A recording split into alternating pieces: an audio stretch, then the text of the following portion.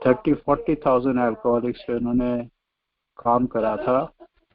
और धीरे धीरे धीरे इनके माइंड में एक ओपिनियन बना था। That's why this is called the doctors opinion, क्योंकि उस टाइम ऑलमोस्ट 100 साल पहले 1930s में कोई प्रूफ नहीं था, कोई साइंटिफिक एक्सपेरिमेंट नहीं था जो प्रूफ नहीं था।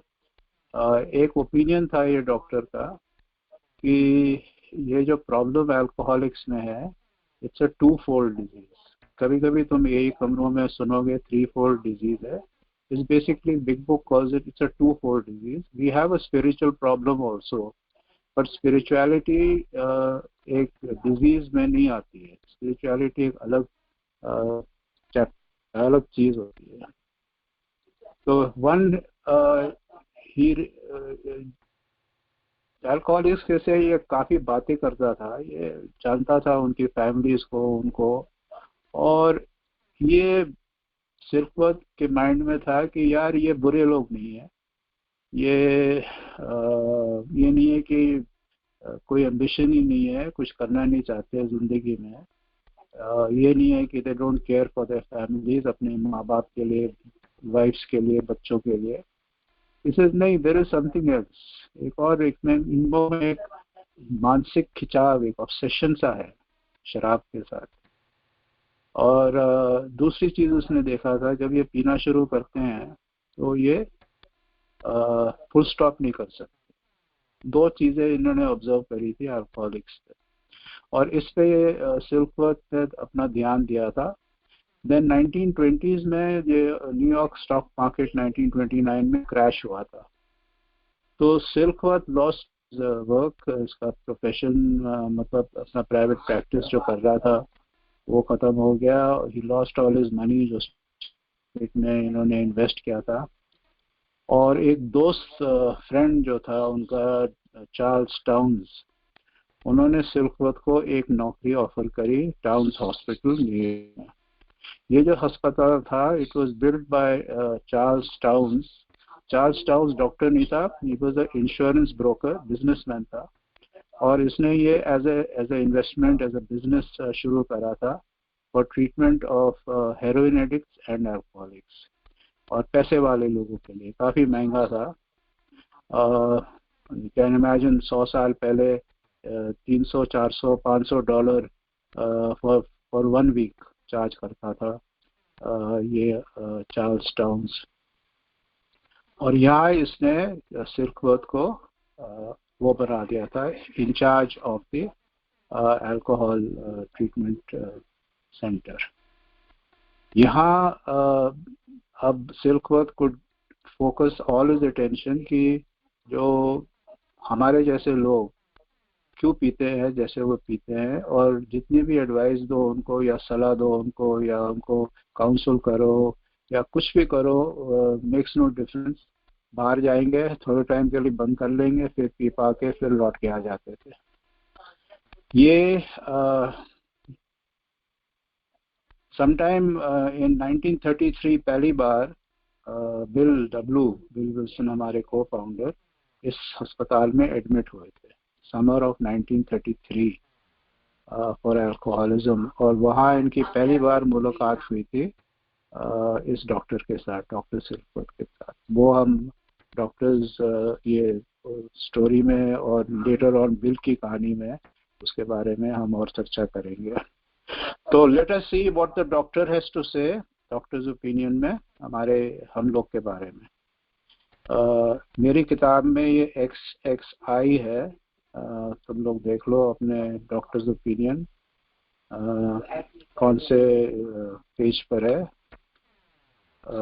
2 लेटर्स हैं इसमें, 2 चिट्ठियां जो इसने डॉक्टर ने लिखी थी। एक तो इस किताब के लिए लिखी थी, to whom it may concern. I have specialized in the treatment of alcoholism for many years. In late 1934, I attended a patient who, though he had been a competent businessman of good earning capacity, was an alcoholic I had come to regard as hopeless. ये bill W की बात कर रहे हैं। और उस time chronic alcoholism was considered hopeless, मतलब कोई चांस नहीं था कि ये आदमी ठीक हो सकेगा, ये दो ही चीजें हो सकती है, या पी के पागल हो जाएगा या पी पा के ये मर जाएगा। तो hopeless. In the course of his third treat, अभी 3 दफा ये अस्पताल गया था, कोई कहते हैं 4 दफा गया था टाउन्स हॉस्पिटल में। he acquired certain ideas concerning a possible, इसके बारे में हम आगे चर्चा करेंगे जब सिर्फ ये जो एबी थैचर भी जब आया था बिल से मिलने के लिए, और क्या हुआ था उस time. As part of his rehabilitation, he commenced to present his conceptions to alcoholics, impressing upon them they must do likewise with still others. अब बिल देखो अस्पताल में है, तीसरी बार उधर पहुंचता है और बिल ने डॉक्टर सिरफत को बोला या मैं और पेशेंट से बात कर सकता हूँ, क्योंकि इस टाइम बिल को वो एक वो हुआ था स्पिरिचुअल एक्सपीरियंस। ये सिरफत ने इसने बोला चलो ठीक है, तुम और अल्कोहलिक से बात कर सकते हो। तो यू कैन ऐसे सोच लो कि अस्पताल के अंदर ही बिल ने काम शुरू कर था। And this has become the basis of a rapidly growing fellowship of these men and their families. अच्छा, please turn this page over. Next, इस चिट्ठी खत्म होती है। Very truly yours, William D. Silkwood. अब ये लेटर खत्म हो जाती है, and now Bill is writing in the book. ये बिल है। अब the physician who at our request gave us this letter has been kind enough to enlarge upon his views in another statement which follows. In this statement, he confirms what we who have suffered alcoholic torture must believe, that the body of the alcoholic is quite as abnormal as his mind. अब कभी-कभी fellowship में तुम ये सुनते हो, there are no musts in AA. Big book में तो बहुत से मस्ट्स हैं। ये एक है, we who have suffered alcoholic torture must believe that the body is quite as abnormal as his mind. Now this is पहली बार हिस्ट्री ऑफ मैनकाइंड में एक मेडिकल डॉक्टर ने बोला था कि मानसिक प्रॉब्लम जो भी हो अल्कोहलिक को, वो अलग चीज है, पर इनकी बॉडीज एक and for want of a better word he used the word allergy. It did not satisfy us to be told we could not control our drinking just because we were maladjusted to life, that we were in full flexibility or were outright mental defectives. These things were true to some extent, in fact to a considerable extent with some of us. अब हम लोग पहले सोचते थे हम क्यों P रहे हैं जैसे हम पी रहे हैं, एंड फैमिली मेंबर्स भी यही सोचते थे, कई सोचते थे because we were maladjusted to life. हमें प्रॉब्लम होती थी लाइफ के साथ, एंजाइटी होती थी, टेंशन होता था, डिप्रेशन होता था, घर वालों के साथ हमारी बनती थी नहीं, हमारे दोस्त नहीं बनते थे, full flight from reality, life को फेस नहीं कर सकते थे, इसलिए हम पी पा के लाइफ से भागने की कोशिश करते थे, और वर आउटराइट मेंटल डिफेक्टिव्स। अब हो सकता है हम में से बहुत से हैं जिनमें ये सारी चीजें भी हो, but we are sure that our bodies were sickened as well. Again emphasis is on the body, on our allergy. In our belief, any picture of the alcohol of this physical factor is incomplete. बाकी चीजें बाद में, simple एक पे focus करना है कि body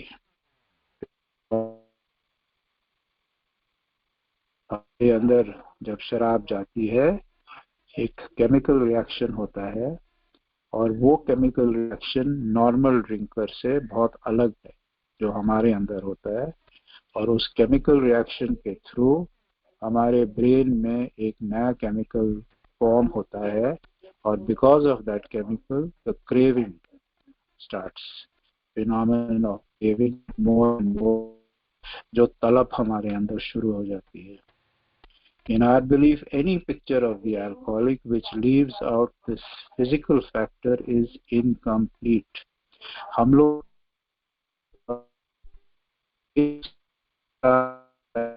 recovery है क्योंकि एब्स्टिनेंस का प्रोग्राम क्यों है?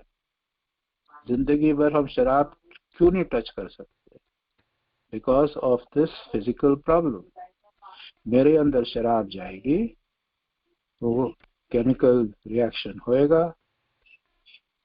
तलब शुरू होएगी, क्रेविंग शुरू होएगी, मोर एंड मोर शुरू हो जाएगा और कहानी खत्म हो जाएगी भाई. The doctor's theory we have as laymen, our opinion as to his soundness may of course mean little.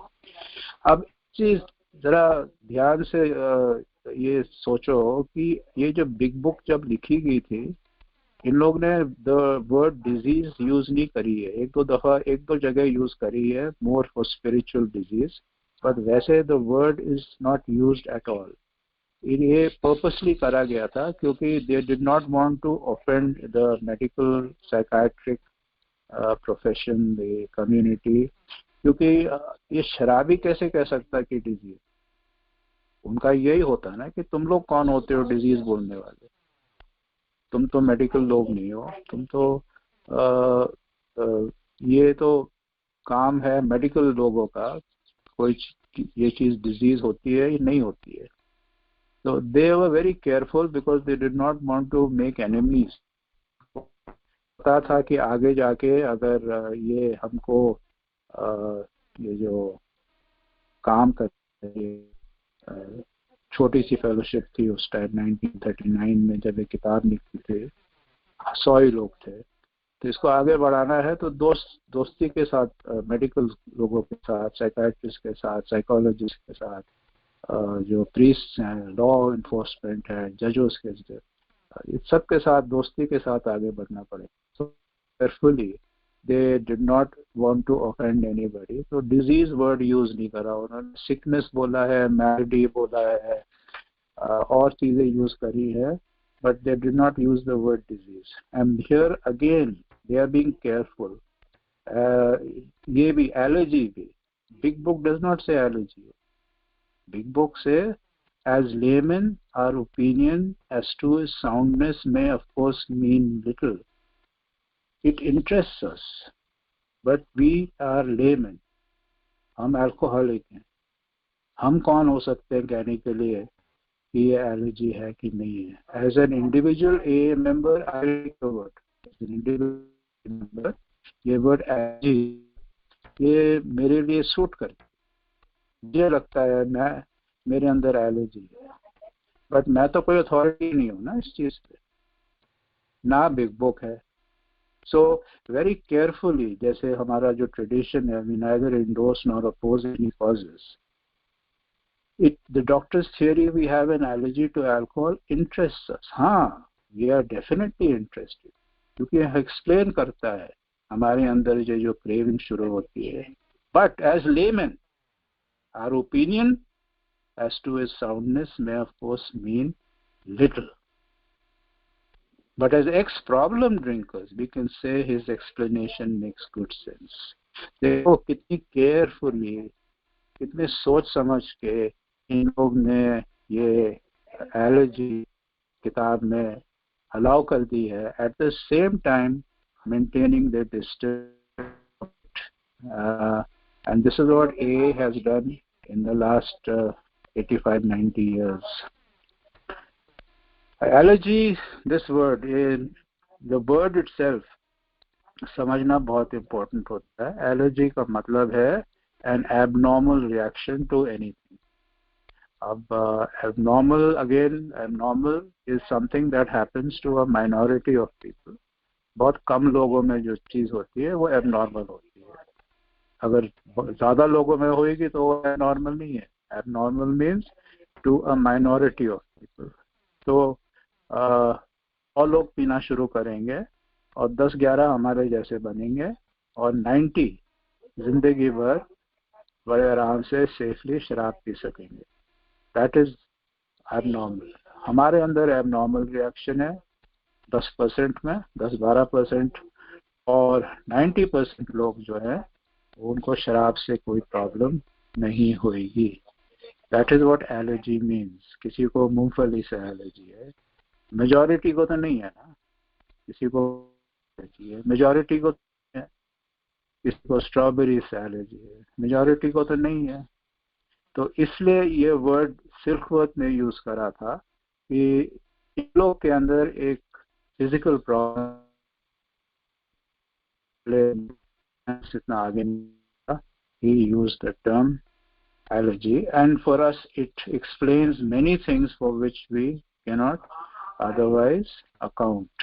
इसके बारे में हम अगर अपनी जिंदगी में जाएंगे, अपनी ड्रिंकिंग लाइफ में जाएंगे, जब शराब पी रहे थे, अब हम लोग सोचते थे चल यार 1-2 ड्रिंक पियेंगे उसके बाद ये करेंगे वो होता नहीं था. जगह जाके टुल्ली होके पहुंच गए. मैं अपनी शादी में टुल्ली था, मैं जब माँ मरी थी तब मैं टुल्ली था, जब इम्पोर्टेंट काम करना था तब मैं टुल्ली था. It explains many things for which we can not otherwise account. अब ये पीना शुरू करो, क्रेविंग एक्टिवेट हो जाएगी, तलब शुरू हो जाएगी, मोर एंड मोर हो जाएगा, और फिर बात हमारे हाथ में नहीं है. विल पावर जितना भी हो कोई काम का नहीं आता है. तो ये जो शब्द एलर्जी है, पर्सनली आई एक्सेप्ट इट, क्योंकि मुझे लगता है वाकई में यार मेरे अंदर एलर्जी है. इसके बारे में डॉक्टर थोड़ा और आगे we will over the page, we will go to the next page. मेरी किताब में है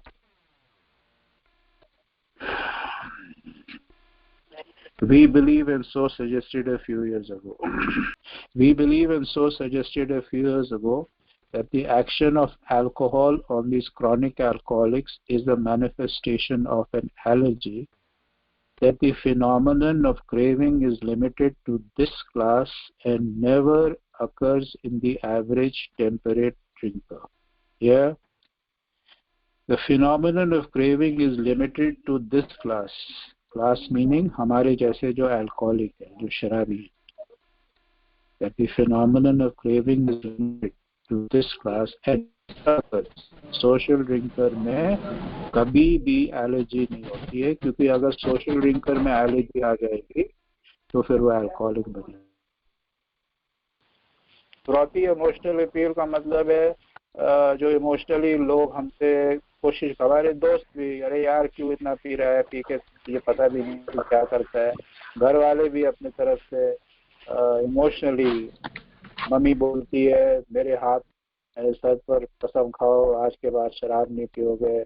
बीवी बोलती है आगे का सोचो बच्चे के साथ क्या होएगा. कुछ फर्क नहीं पड़ता है, इमोशनली कुछ नहीं होता है. The message which can interest and hold these alcoholic people must have depth and weight. हम लोग ये मीटिंग आते हैं, पहली बार अल्कोहलिक्स एनोनिमस के पास आते हैं, हमारे जो लोग बैठे हुए मीटिंग में हम किसी को जानते नहीं है, सब स्ट्रेंजर्स हैं, एंड पर उनकी बातें हम क्यों सुनते, अपने घर वालों की बातें क्यों नहीं सुनते, अपने डॉक्टर की बात क्यों नहीं सुनते? क्योंकि ये जो हमको बताए हैं it has depth and it has weight. क्योंकि ये खुद इस ये जानते हैं कि न्यू कमर जो आता है, न्यू कमर को लगता है यार ये लोग मेरी बारे में जानते हैं, कहानी ऐसी है. इट हैज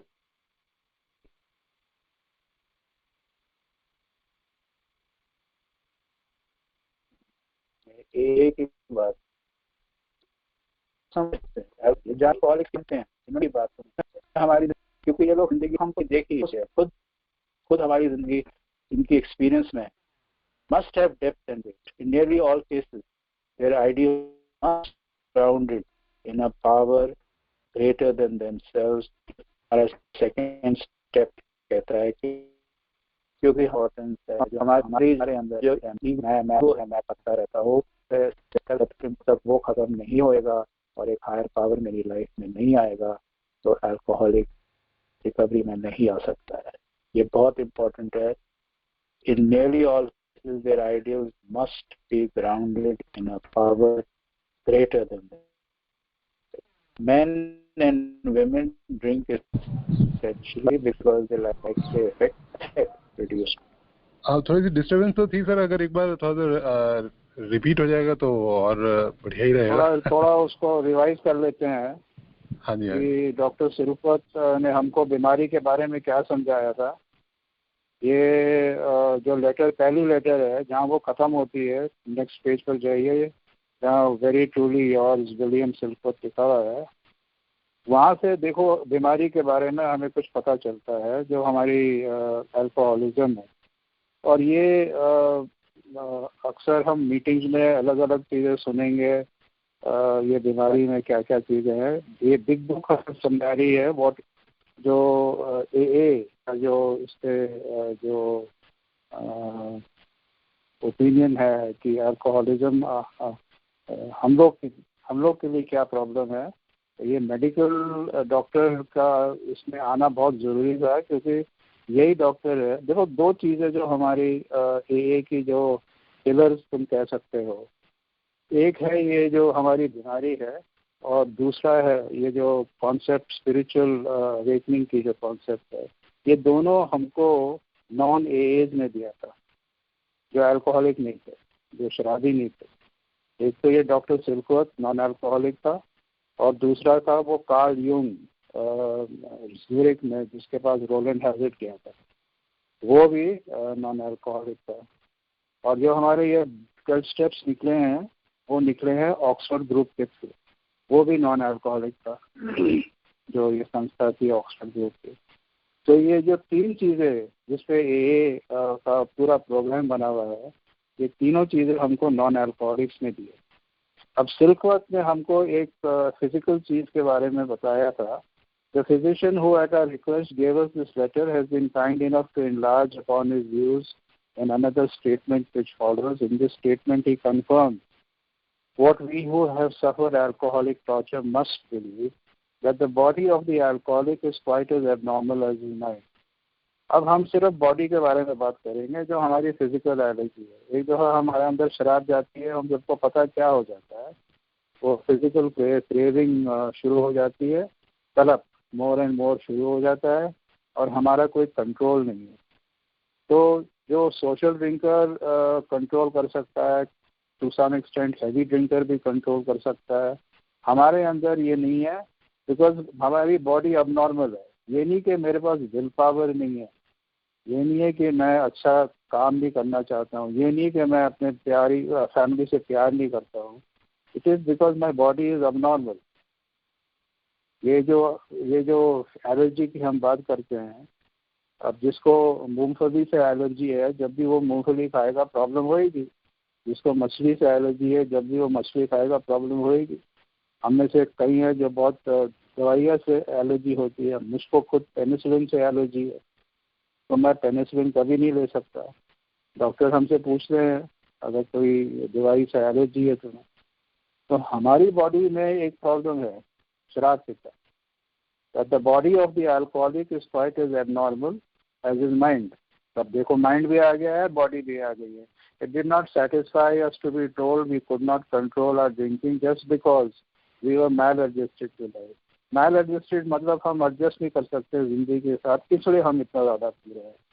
ये हमारी फैमिली भी सोचती थी, हम भी सोचते थे ये नौकरी ऐसी है यार, बॉस ऐसा है यार, ये फैमिली ऐसी है, गलत लड़की से शादी कर ली या मुझसे शादी अभी तक नहीं हुई है इसलिए मैं पी रहा हूँ. नौकरी है तब मैं पी रहा हूँ, नौकरी नहीं है. Maladjusted to life, that we were in full flight from reality or were outright mental defectives. These things were true to some extent, in fact to a considerable extent with some of us, but we are sure that our bodies were weakened as well. अब सुरखोत बता रहा है ए को 1930s में, in an are believe any picture of the alcohol, जब भी alcoholism की बात होती है which leaves out this physical factor is incomplete. ये फिजिकल चीज जो है, जो हमारी बॉडी में ये एलर्जी है, ये अल्कोहलिज्म की बातें जो 1930s तक होती थी, it was always on the mind, character, moral, जिंदगी में एक लफंगा ही है, एक डॉक्टर है, घूमता रहता है, काम वाम करना नहीं है। This was the attitude society had हमारे तरफ। सो दिस फिजिकल चीज जो हमको ये समझनी है, इसको हमारे सबकॉन्शियस में इसको हमको स्टोर करना है कि मैं कंट्रोल में जिंदगी भर शराब नहीं पी सकता हूँ। The doctor's theory, we have an allergy to alcohol interests us. As laymen, our opinion to its soundness may of course mean little, but as ex-problem drinkers, we can say his explanation makes good sense. अब यहाँ ये देखो कितनी अच्छी तरीके से ये allergy factor को एंडोर्स नहीं कर रहा है। वो कह रहा है the doctor's theory that we have an allergy interests us, हमें इससे रुचि है, हमें समझ, हमें लेमैन है, हम मेडिकल एक्सपर्ट्स नहीं है, ना डॉक्टर है, ना लेमैन मतलब ये हमारा काम नहीं है medicine. Our opinion may of course mean little, जो हमारा जो प्रियम्बल में हम बोलते हैं, we neither endorse nor oppose any causes including the allergy factor, we are interested in it. And मुझको तो खुद ये शब्द बड़ा अच्छा लगता है। एलर्जी का मतलब होता है एबनॉर्मल रिएक्शन। एबनॉर्मल का मतलब ये है कि माइनॉरिटी ऑफ लोगों में होता है। 100 लोग शराब पीना शुरू करेंगे, उसमें 90 आराम से जिंदगी भर शराब पी सकेंगे, बस हमारी तरह बनेंगे अल्कोहलिक, तो वो माइनॉरिटी हो गए ना, इसलिए वो अब नॉर्मल हो गया। मूंगफली की एलर्जी में ये नहीं है कि 100 लोग मूंगफली खाते हैं तो उनमें से 90 लोग को एलर्जी है, ऐसे तो फिर वो एलर्जी नहीं होएगा। एलर्जी का मतलब ही है कि कम लोगों में जो वही सब्सटेंस यूज कर रहे हैं उनका एक अलग किस्म का रिएक्शन होता है जो औरों में नहीं होता है।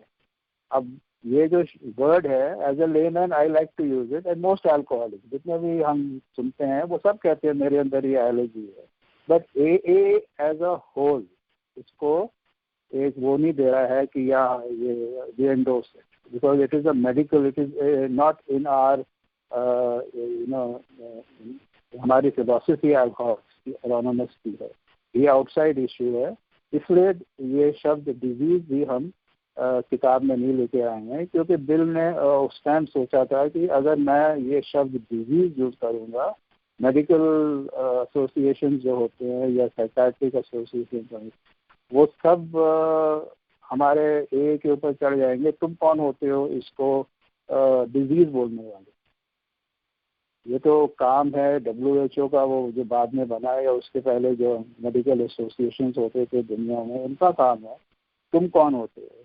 That is why carefully, so that किसी को ऑफेंड नहीं करना है, we use words like sickness, malady, ये अलग अलग शब्द वो इस्तेमाल कर रहे थे, but the word disease only in the 1950s में WHO ने इसको एक्नॉलेज करा था, तब भी हमारे बिग बुक में कोई उसकी चेंजेस नहीं आए। तो ये तो डॉक्टर हमें एलर्जी के बारे में बता रहा है कि ये नॉर्मल रिएक्शन हमारी बॉडी में। अब नेक्स्ट पेज पर जाइए, XXIV, we believe and so suggested a few years ago. Hello,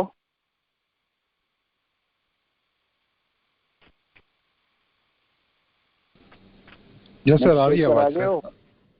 We believe and so suggested a few years ago that the action of alcohol on these chronic alcoholics is a manifestation of an allergy, that the phenomenon of craving, अब ये है जो AA इसको endorse करता है, phenomenon of craving,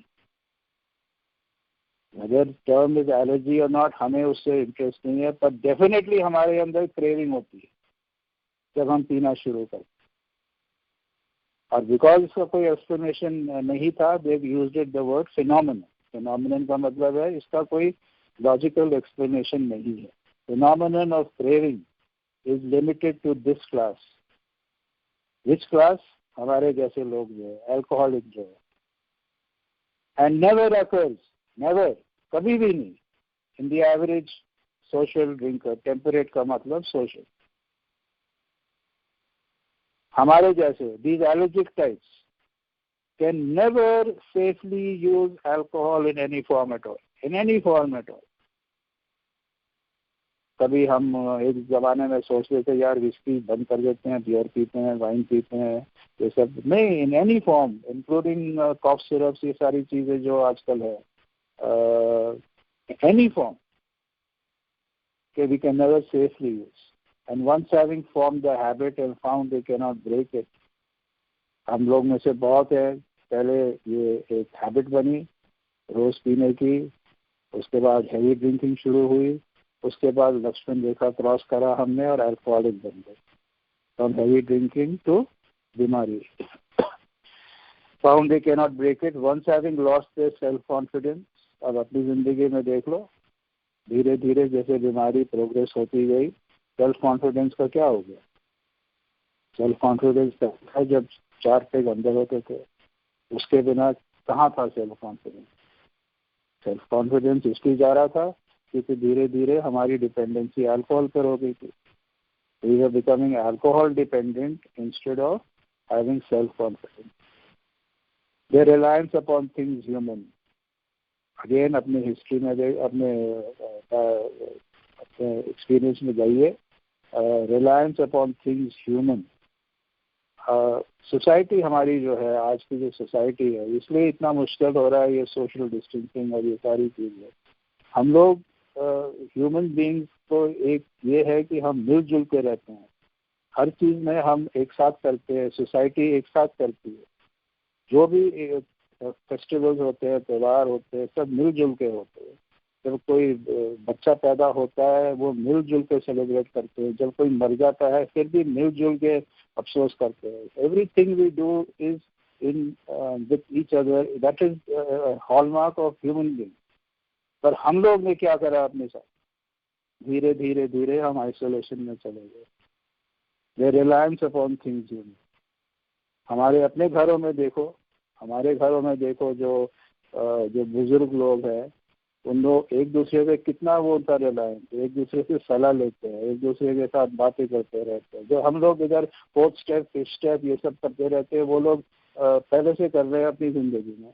वो अपने रोज बैठ के 4th स्टेप 5th स्टेप करते रहते हैं एक दूसरे के साथ। मैंने यार ये कर दिया, यार मैंने ऐसे कर दिया, यार मैं अपनी बहू पर बहुत गुस्सा हो गया आज। ये तो वैसे ही नॉर्मल चीज़ है यार। हम लोग के लिए बहुत बड़े पहाड़ बन जाते हैं। अरे यार 4th स्टेप करना है, मॉरल इन्वेंट्री करनी है। वो लोग तो they have lived their lifes doing this thing. एक चीज, पहला स्टेप हटा दो और दूसरा स्टेप हटा दो, बाकी सारे जो स्टेप्स है, ये जो हर रिलीजन हो, हर फिलॉसफी हो, वो हमको यही चीजें समझा। कोई नई चीजें नहीं है। बिल डब्ल्यू ने बोला है the 12 steps are not new, they are as old as the mountains। कोई नई चीजें नहीं है इसमें, बट हम लोग अपनी दुनिया में चले गए, अपने बबल बना लिया हमने, उसमें हम जी रहे गए। The reliance upon things human. ना हमने किसी की एडवाइस लेनी थी, ना किसी के साथ मिलजुल के। जो इमोशनल जो बॉन्ड होता है ह्यूमन बीइंग में, दोस्तों में, बच्चों में, पेरेंट्स में, मियाँ बीवी में, सब खत्म कर दिया हमने। The reliance upon things human, क्योंकि हमारा रिलायंस था जो बोतल में से जो अमृत निकल रही थी। Their problems pile up on them and become astonishingly difficult to solve। हाँ यार कल कर लेंगे यार, हाँ कल कर लेंगे, कल कर लेंगे, कल कर। astonishingly difficult to solve। काफी इमोशनल अपील, काफी इमोशनल अपील में इमोशनल अपील जो घर वाले करते हैं हमारे साथ, डॉक्टर करता है हमारे साथ, तो फिर से पिएगा तो मर जाएगा।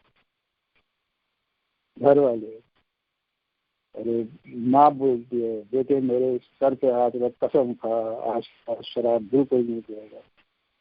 अल्कोहलिक उस टाइम कसम भी खा लेता है क्योंकि वो करना भी चाहता है, और उस टाइम हमें किसी ने समझाया नहीं हम लोगों को कि हम पावरलेस हैं, हम नहीं कर सकते अपने आप। ये जो स्वाति इमोशनल होती है, सब लोग ने हमारे अपने दोस्त करते थे हमारे साथ, अरे यार तुझे हो क्या गया यार, तू बिल्कुल बदल गया है, तेरे साथ अब मजा नहीं आ गया बैठ के। हमारे दोस्त चले गए हमारे आसपास से, जो अच्छे अच्छे दोस्त थे हमारे, हम घर वालों से दूर हो गए। हमें बड़ा चिढ़ होता था अगर हमारी शराब के बारे में कोई हमसे बात करता, बहुत इरिटेशन होता था जब शराब का टॉपिक आता था। The message which can interest and hold these alcoholic people must have depth and weight. यहाँ बहुत जरूरी है, this is the power of alcoholics anonymous. अभी लॉकडाउन में तुम लोग रोज ये मीटिंग करते हो, ऑनलाइन मीटिंग कर रहे हो, टेलीफोन पे मीटिंग कर रहे हो, जूम पे मीटिंग हो रही है, पूरी दुनिया में हो रही है। क्यों हो रही है? हम लोग क्या कोई पीएचडी में है? तुम लोग आज मेरी बात सुन रहे हो, मैं कोई पीएचडी हूँ क्या? मैं कोई सदगुरु हूँ क्या? क्यों सुन रहे हो? Because we share experience, strength and hope. जो हमारा एक्सपीरियंस है अल्कोहलिज्म के साथ, जो आज तुम लोग शेयर कर रहे थे डेली रिफ्लेक्शंस का, अल्कोहलिक्स अनोनिमस, हमारे जो ए मेंबर्स हैं, हमसे ज्यादा अल्कोहलिज्म के बारे में कौन जानता है? मुझे बताओ।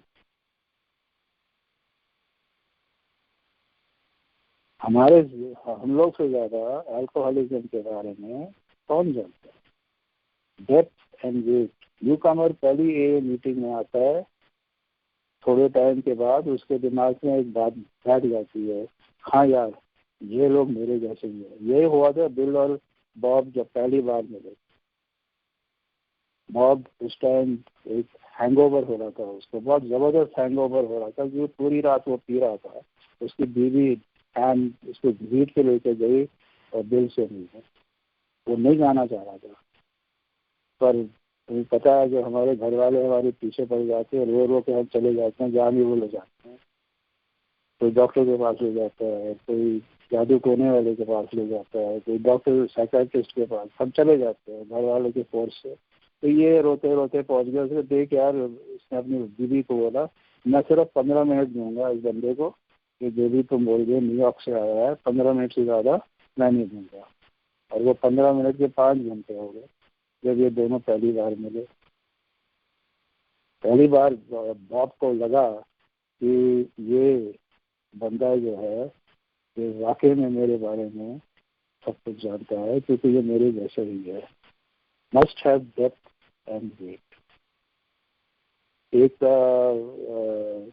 ये बहुत इम्पोर्टेंट चीज़ है जो ए को इतना पावरफुल बनाती है, क्योंकि हम एक दूसरे के सिर्फ दुख नहीं जानते हैं, एक दूसरे को ये भी पता है कि हम एक दूसरे को सुख कैसे पहुंचा सकते हैं। And finally, their ideals must be grounded in a power greater than themselves if they are to recreate it. So, grounded in a power greater than themselves. मैंने आज तक कोई ए मेंबर को चिंता नहीं सुनाया है कि यार मैं 15 साल शराब नहीं पिया बिकॉज मेरी विल पावर इतनी स्ट्रॉन्ग।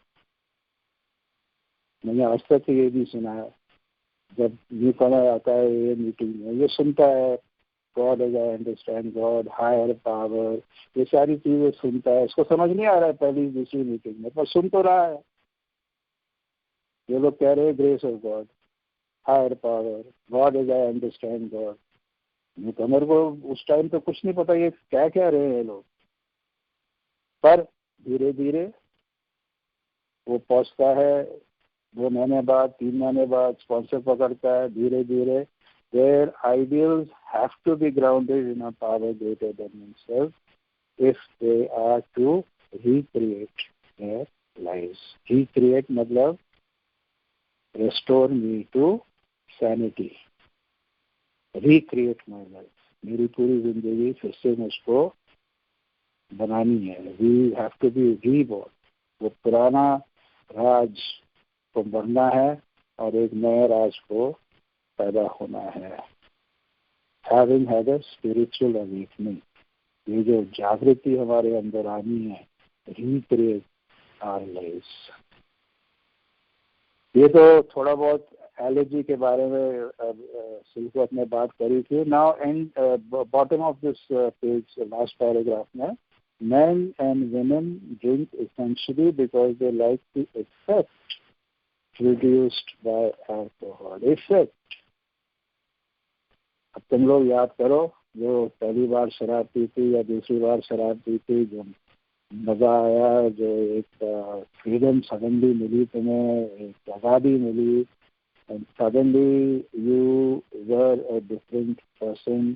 ये जो इफेक्ट है ये जिंदगी भर हमें तंग करा जब तक हम ये नहीं आए, क्योंकि दोबारा हम लौट के गए शराब में उसी इफेक्ट के लिए जो हमें शुरू में मिल रहा था। आगे जाके जब भी ये बीमारी प्रोग्रेस हो गई, जिस स्टेज हम आज ये आने के पहले जब आगे थे, तब भी हम बड़े डेस्परेटली चाह रहे थे कि वो इफेक्ट लौट के आए जो हमें शुरू में शराब पीते हुए मिला था। The sensation is so elusive while they admit it is injurious, they cannot after a time differentiate the true from the false। ये हमारी इंसानिटी का एक हिस्सा है, ये डिल्यूजन, बाद में हम मोर अबाउट अल्कोहलिज्म में देखेंगे, एक डिल्यूजन हमारे अंदर था। जो सच है जो झूठ है, हमको कुछ अता पता नहीं था इसके बारे में, जैसे हम सोचते थे हमारे लिए वही सच। पूरी बोतल पीना वो नॉर्मल हो गया, you can not differentiate the true from the such. Hangover normal हो गया, ब्लैकआउट नॉर्मल हो गया, घर में लड़ाइयाँ नॉर्मल हो गई, किसी से बात नहीं करना नॉर्मल हो गया, काम पे नहीं जाना नॉर्मल हो गया, एक्सीडेंट्स नॉर्मल हो गए। Can not differentiate the true from the false. To them their alcoholic life seems the only normal one। हमारे धीरे धीरे पीने वाले लोग भी तो हमारे साथ जो पी रहे थे हमारे जैसे पी रहे थे। सोशल ड्रिंकिंग में हम पी नहीं सकते थे। जो बंदा आधा एक घंटा लगता है एक पैक पीने में, उसके साथ अल्कोहलिक कैसे बैठ के पी सकते हैं? हमने तो ऐसे लोग ढूंढने थे जो हमारे जैसे पी रहे थे। वो जो अंग्रेजी में बोलते हैं birds of a feather flock together. तो their alcoholic life seems the only normal way. एक पाकिस्तान से ये नंबर आया था बहुत साल पहले, तो उसमें एक रिमार्क ऐसे ही बोल दिया है, अरे यार पाकिस्तान में सब लोग शराब पीते हैं। अब वो तो ट्रूथ सच तो नहीं है कि पाकिस्तान में सभी लोग शराब पीते हैं, पर जो उसकी जो दुनिया थी पाकिस्तान में, ऑब्वियसली सारे दोस्त लोग उसके सब शराब पी रहे थे। उसमें हम अच्छी तरह छुप जाते हैं, कैमोफ्लेज हो जाते हैं, क्योंकि सब लोग मेरे जैसे ही पी रहे हैं। To them their alcoholic life is the only normal one. तो अगर मेरी ये जो अस्त व्यस्त जिंदगी नॉर्मल है, तभी तो हम औरों को सबको पागल सोचते हैं। अरे उसको पता नहीं, अरे वो उसको क्या समझ में आता, अरे वो नहीं जानता है, अरे घर वालों को हम क्या बोलते हैं, तुम लोग मुझे समझते नहीं। तो और सब नॉर्मल हो गए हैं और मैं अपने अल्कोहलिक दिल में अपने आप को नॉर्मल सोच रहा था। रेस्टलेस, इरिटेबल, डिसकंटेंटेड, रेस्टलेस बेचैनी, इरिटेबल चिड़चिड़ापन, डिसकंटेंटेड। तब देख लो सुबह उठता हूँ 8, 9, 10, 11 बजे तक फिर चिड़चिड़ापन शुरू, बेचैनी शुरू, कमरे से कमरे, दूसरे कमरे, तीसरे कमरे से पहले कमरे, पहले कमरे से दूसरे कमरे, टीवी ऑन करा, कोई चैनल सिप करते रहो और दिमाग में सिर्फ एक ही बात बैठी है, बोतल अब पीऊँ, कैसे पीऊँ। Unless they can again experience the sense of ease and comfort which comes at once by taking a few breaths। ये है हुक हमारे अंदर, जो हुक जो मछली को पकड़ता है। इस बीमारी में मैं हूँ मछली और ये है hook. Sense of ease and comfort. तो सुकून जो मिलता है, 2 ड्रिंक अंदर गए और 5 मिनट में दुनिया बदल गई। And suddenly I am feeling good. ये है पावर इस बीमारी का, I am feeling good. Unfortunately उसी टाइम फिर एलर्जी एक्टिवेट होती है और क्रेविंग शुरू हो जाता है। Drinks specially others taking with impunity. Impunity का मतलब कोई फिक्र, कोई डर के मतलब बिल्कुल नहीं। सोशल ड्रिंकर, उसको पता है उसने आधा ड्रिंक पीना आधा ही पिएगा, 1 पीना 1 ही पिएगा, 2 पीना 2 ही पिएगा। अगर कोई 31 दिसंबर आ गया, चलो 3 पी लेगा, वो 4 पी लेगा, तो रोज तो नहीं पिएगा इतना ज़्यादा। सोशल ड्रिंकर के 3 के बाद तो बहुत ही ज़्यादा हो जाता है। हम लोग 3 पैक से पहले हमारा गला गीला नहीं होता है। Drinks specially others taking with impunity. और यही तो हम अपने घर वालों के बोलते हैं, पूरी दुनिया पीती है, तुम ही लोग को प्रॉब्लम है मेरे पीने से। अरे भैया वो नहीं है, हम उनकी जगह पी नहीं सकते।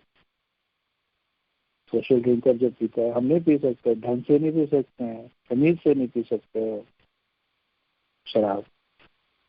जब भी हम शराब पीते हैं तो फिजिकल फैक्टर शुरू हो जाता है, क्रेविंग शुरू हो जाती है, पर पहले ऑब्सेशन आता है, और यही है रेस्टलेस, इरिटेबल, डिसकंटेंटेड। और हमें पता है उसका सोल्यूशन है 2 drink. See, alcohol became the solution to my emotional problem. It became the solution. और बहुत सालों के लिए उसने बड़ा जबरदस्त काम किया मेरे साथ। अनफॉर्चुनेटली प्रोग्रेसिव बीमारी है, और धीरे धीरे जब लाइफ अम्मा ने जब व्यस्त हो गई, मैं उसको देख नहीं सका। I couldn't see it because of insanity. After they have succumbed to the desire again, as so many do, ये जो रेस्टलेस में, बेचैनी में, चिड़चिड़ापन में, घर में लड़ाई हो गई, फट से बोतल हाथ में आ जाती है, 2 ड्रिंक पीते हैं, succumb to the desire again, and the phenomenon of craving develops. हमारे अंदर ड्रिंक दिया और अंदर वो जो गदर सिंह है उसने उठ के अपना काम शुरू करना है। Phenomenon of craving develops. They pass through the well-known stages of a spree. Spree मतलब 2, 4, 6 दिन पीना, non-stop 24 hours पीना, emerging remorseful.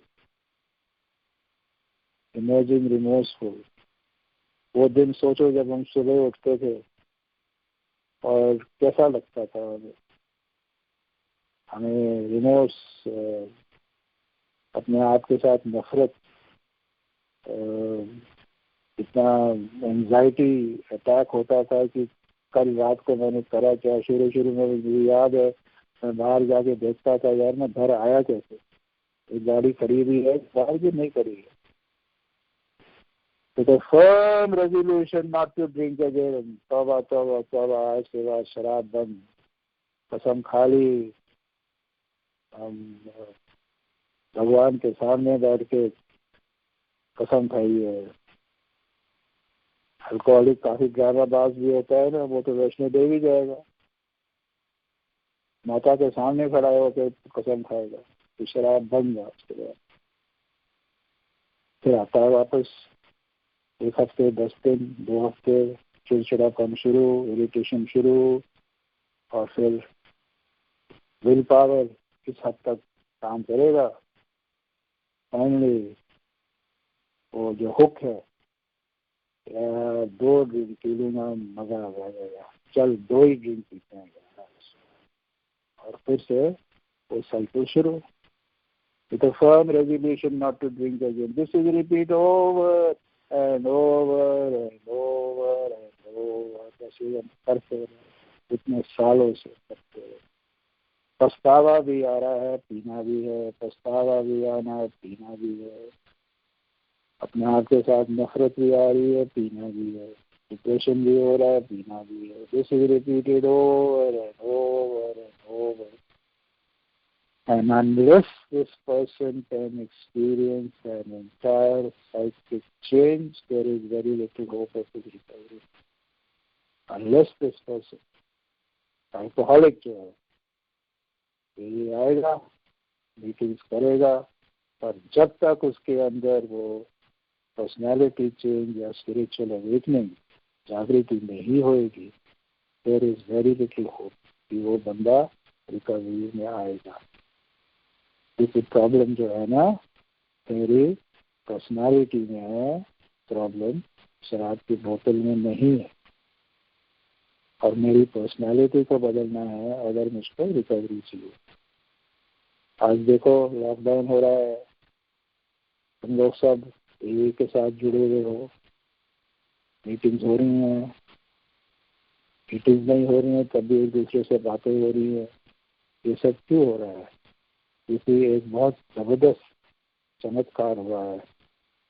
पर्सनालिटी हम लोग की इतनी जबरदस्त बदल गई है कि कभी कभी घर वाले भी यकीन नहीं कर सकते हैं कि ये वही बंदा है. ये 2, 4, 6 साल पहले कुछ कर रहा था. There is very little hope of recovery जब तक वो साइकिक चेंज नहीं होगा. And on the other hand, and strange as this may seem to those who do not understand, once a psychic change is occurred, the very same person who seemed doomed, who had so many problems, who despaired of ever solving them, suddenly finds himself easily able to control his desire for alcohol.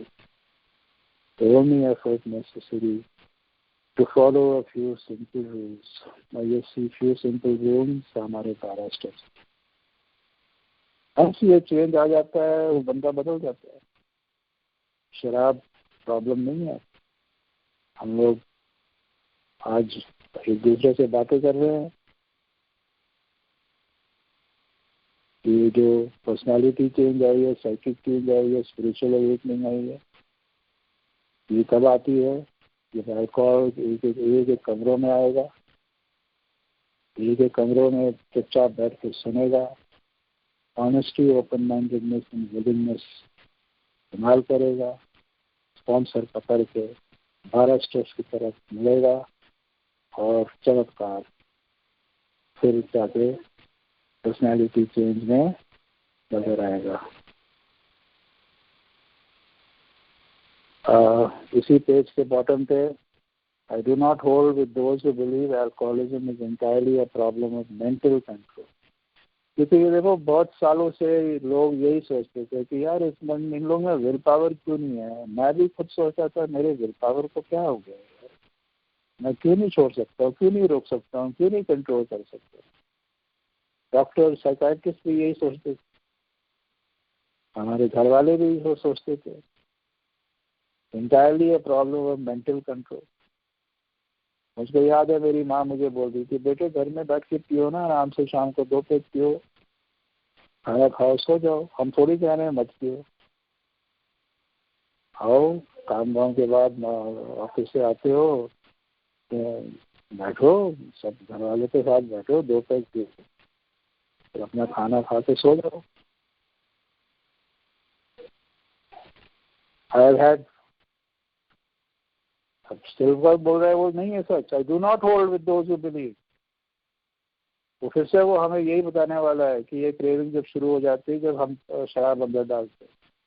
I have had many man who had for example worked a period of month on some problem or business deal which was to be settled on a certain date favorable to them. They took a drink a day or so prior and then the phenomenon of craving. देखो तुम 2 महीने मत पियो, 2 साल ना पियो, जिस दिन तुम पियोगे phenomenon of craving will develop. Biology में बोलते हैं. तो तलब शुरू हो जाएगी और फिर से वो साइकिल शुरू हो जाएगी. अब आज ये में इतना बड़ा हो गया है, सब तरह ये फैल गया है. हम खुद देखते हैं ये जो लोग महीनों के बाद या सालों के बाद फिर से पीते हैं, क्या हाल हो जाता है उनका. तो हियर ये तो 1939 की बात है, तब ये बुजुर्ग 4-5 साल था. ये खुद उस टाइम उन्होंने देखा, बिल को खुद ये एक्सपीरियंस होता है, बिल की कहानी में हम देखेंगे तो छोड़ देता था, महीने महीने नहीं पीता था। हम लोग के साथ भी ये हुआ है, पर जिस दिन हमने पीना शुरू करा वो एलर्जी को एक्टिवेट कर दिया और फिनोमेनन ऑफ क्रेविंग शुरू हो गई। At once becomes paramount to all other interest.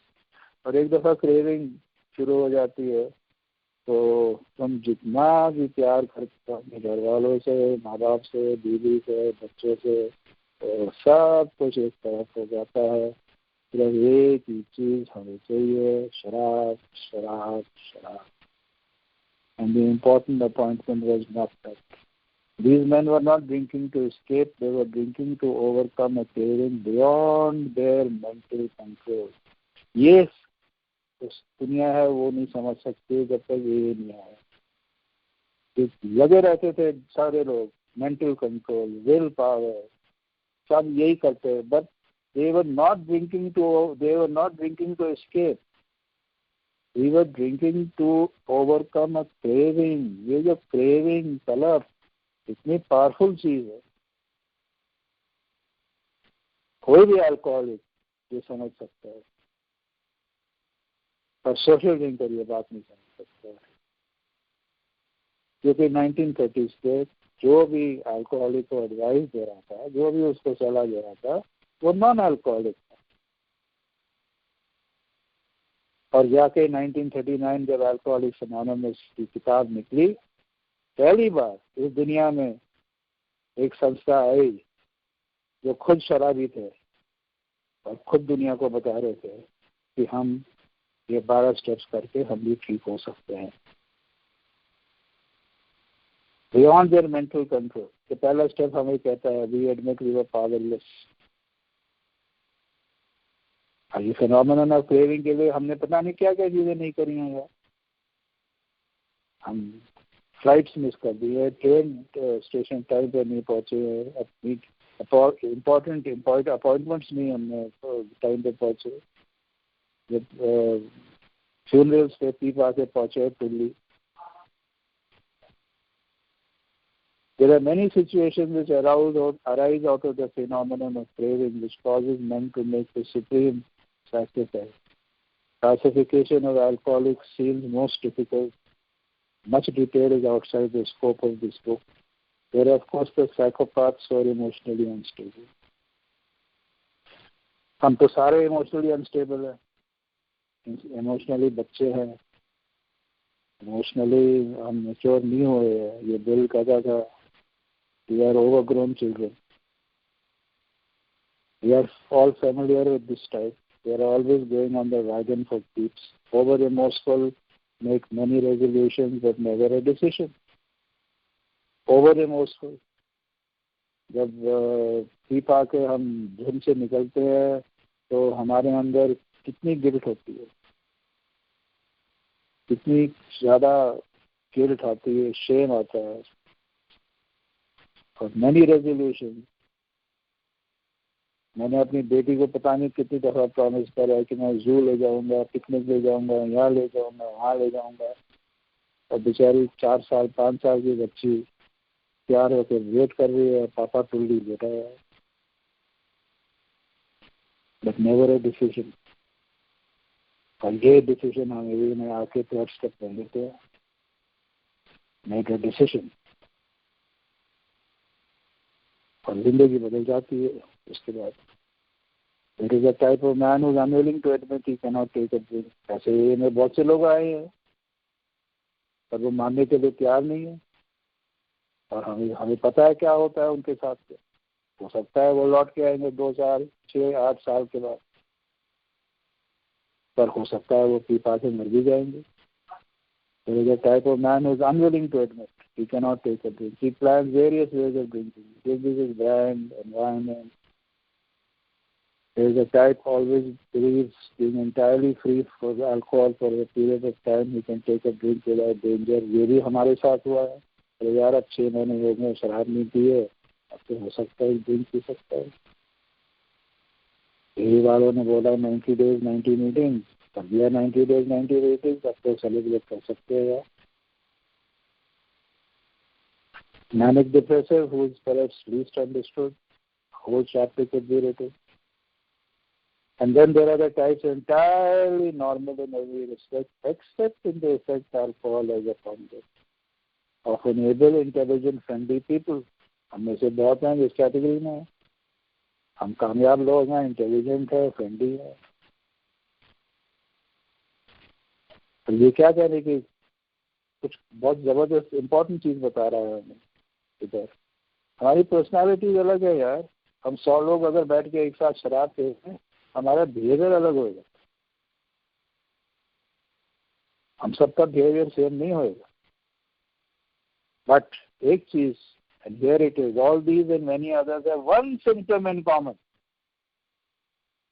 एक चीज है जिस चीज पे हम सब सेम है. They cannot start drinking without developing the phenomenon of craving. Cannot start drinking without developing this phenomenon of craving. Personality हमारी कुछ भी हो. हम में से बहुत है जो लड़ाई शुरू करते हैं पी के. कई है जो रोना शुरू कर देते, कमरे में बैठते. कई है जो फिलोसोफर बन जाते हैं. कई हो जो गाना वाना अचानक वो मोहम्मद रफ़ी की आवाज निकलती है उनके. कई है जो शाहरुख से अच्छा नाच सकते हैं. पर छोड़ो पर्सनालिटी के, छोड़ो. एक सिम्टम जिस कॉमन है हम सबके, हम शराब अंदर डालेंगे, the phenomenon of craving will start. This phenomenon, as we have suggested, may be the manifestation of analogy which differentiates these people and sets them apart as a distinct entity. This, ये जो हमें alcoholic ये allergy factor के बिना नहीं बन सकता है. आगे हम पढ़ते हैं सेल्फिश, सेल्फ सेंटर्ड. अरे दुनिया में बहुत से सेल्फिश, सेल्फ सेंटर्ड लोग हैं. सारे अल्कोहलिक थोड़ी बनते हैं. अल्कोहलिक बनने के लिए ये बहुत जरूरी है. ये फिजिकल बॉडी हमारी एबनॉर्मल बॉडी, हमारा लिवर, हमारे पैंक्रियाज में जैसे एंजाइम निकलते हैं, अल्कोहल को ठीक से तोड़ फोड़ नहीं कर सकते, मेटाबोलाइज नहीं कर सकते हैं. स्ट्रेस, डायबिटीज में उसको मेटाबॉलिज्म प्रॉब्लम है इंसुलिन के साथ, हमें है अल्कोहल के साथ. हम इसको मेटाबोलाइज नहीं कर सकते हैं. तो ये यही हमें समझा रहा है, which sets them apart as a distinct entity. वो distinct entity क्या है? Alcoholic. That is a distinct entity. Alcoholic बनने के लिए दो चीजें होनी है. एक तो फिजिकल, दूसरा है mental. It has never been by any treatment with which we are familiar permanently eradicated. वो 1930s में लिखा था, 2020 हो गया है. आज भी इसके लिए ऐसी कोई ट्रीटमेंट नहीं है जिससे ये बीमारी क्योर हो सकती है. परमानेंटली एराडिकेटेड का मतलब क्योर. आई मीन बहुत से बीमारियां हैं जिसके लिए क्योर मिल गया है. हमारे अपने लाइफ टाइम में हमने देखा है, ट्यूबरकुलोसिस हो, स्मॉल पॉक्स हो, एबोला हो, ये सब हो. अब ये कोरोना सब का बैंड बजा रहा है. इसका कोई क्योर आज तक अभी तक दुनिया में नहीं ढूंढा है. हो सकता है 1-8 साल के बाद इसका मिल जाए. पर 1930 से 90 साल के बाद अल्कोहलिज्म का कोई ऐसा क्योर इलाज है सिर्फ सिंपल सा है. The only relief we have to suggest is entire abstinence. Entire abstinence मतलब बिल्कुल भी शराब टच नहीं कर सकते हैं. तो डॉक्टर सिल्कवर्थ ने हमको 4-5 चीजें, मोटी मोटी चीजें डॉक्टर्स ओपिनियन से निकलती है. अगर इसको अच्छी तरह निचोड़ो तो क्या निकला है? एक सीक्वेंस में अगर आप लोग कोई अगर नोट डाउन करना चाहते हो, नोट डाउन करो सीक्वेंस में. सबसे पहले आता है obsession, mental obsession. Mental obsession, restless, irritable, sense of ease and comfort, जो ड्रिंक पिए अच्छा लगेगा, नंबर 1 वो है। दारू अंदर जाती है, second point phenomenon of craving या एलर्जी। तीसरा पॉइंट, ये जो बीमारी है life long, by any treatment which we are familiar permanently eradicated नहीं हो सकता है। तो हमको जैसे डायबिटिक को अपनी डायबिटीज के साथ जिंदगी काटनी है, हम लोग को अपने अल्कोहलिज्म के साथ अपनी जिंदगी काटनी है, तो लाइफ लॉन्ग। तो इसका क्या इलाज है या इसका क्या हम कर सकते हैं? परमानेंट एब्स्टिनेंस, इंटायर एब्स्टिनेंस, मतलब बिल्कुल पी नहीं सकते हैं जिंदगी भर। और पांचवा, वो सक्सेसफुली करने के लिए हमको एक साइकिक चेंज या स्पिरिचुअल अवेकनिंग की जरूरत है। तो ये सीक्वेंस है।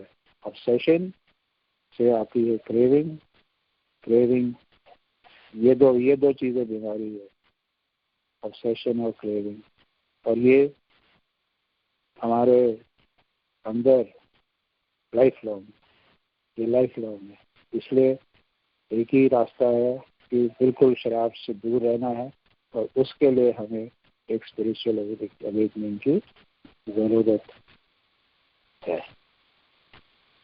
तो ये है डॉक्टर्स ओपिनियन। नेक्स्ट पेज पे वो एक दो लोगों की बात करता है जो ठीक हो गए थे। जो पहला एग्जाम्पल है उसका नाम था hang पाकहर्स्ट, man who had been treated for chronic alcoholism, mental deterioration, lost everything. Hank Parkhurst ये हिस्ट्री में बहुत इम्पोर्टेंट है क्योंकि इसने बिल को बहुत हेल्प करा बिग बुक के साथ। बिग बुक के लिए पैसा इकट्ठा करना, ये सारा काम जो राइटिंग तो बिल कर रहा था, पर और से बाकी काम जो था, एक प्रोफेसर ढूंढना, एडिटर ढूंढना, पैसा इकट्ठा करना, ये सारा काम हैंक पाकहर्स्ट कर रहा था। अनफॉर्चुनेटली हैंक सोबर हुआ नहीं, फिर से पीना शुरू करा है। और ये दूसरी कहानी है एक हेनरी फिट्स,